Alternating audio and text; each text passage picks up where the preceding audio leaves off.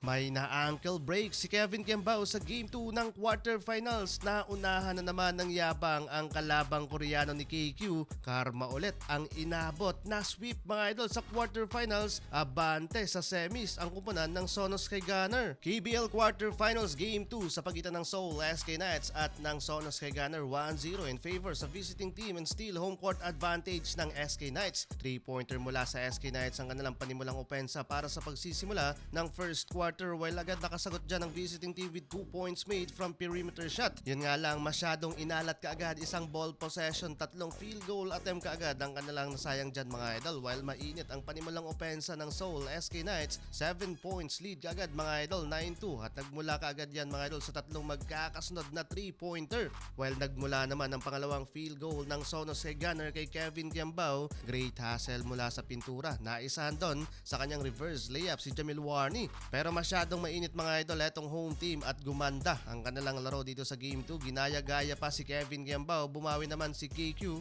mula sa deep 3-pointer over Jamil Warney again and a long bump sally din. Great team effort mula ka na Arvin Tolentino dito sa first quarter at agad nilang natambakan ng 11 points, 15-26 sa pagtatapos ng first quarter. Second quarter tayo, hinahanap ng Sonos kay Gunner ang kanilang pulso mula sa Game 1, pero dito sa Game 2 hirap mga idol ang team ni na KQ sa field goals, 47% shooting from the field. Another 3-point basket ulit para sa SK Knights to start this quarter. Mula naman yan sa wing 3-pointer ni Arvin Tolentino. May na-ankle break naman si Kevin Kiambao, bagsak ang rookie ng home team. Sabay tira pa ng pull-up jumper from perimeter shot. Sagutan sa outside shooting dyan ng dalawang kupunan mula sa kanilang local player, pero double-digit scoring pa rin mga idol ang kalamangan ng home team. Halfway ng quarter nakakapag-commit ng foul si Tolentino. Second PF mga idol, inararo ba naman doon ng team captain ng Sono, pero bawi kaagad sa opensa si Tolentino. Naiwan na namang bukas sa tres, binaril-baril pa doon ang kalabang local player. Still in control mga idol ang home team with 13 points lead,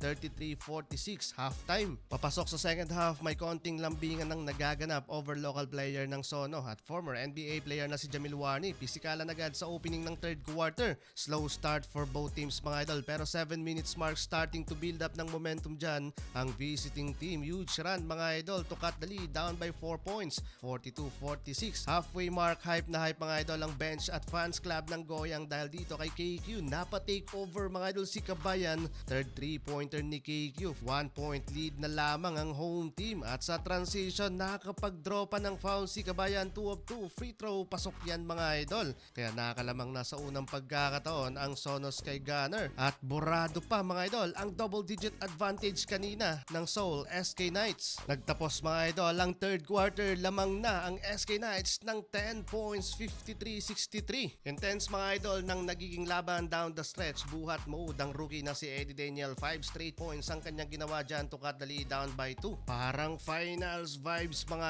idol etong nagiging laban ng Seoul SK Knights at Sonos kay Gunner. Paano ba naman kasi mga idol, tabla sa 72 ang talaan sa scoring, sobrang intense neto. Na-sweep mga idol ng Sonos kay Gunner ang quarterfinals best of 3 kontra sa SK Knights, abante sina KQ sa semifinals.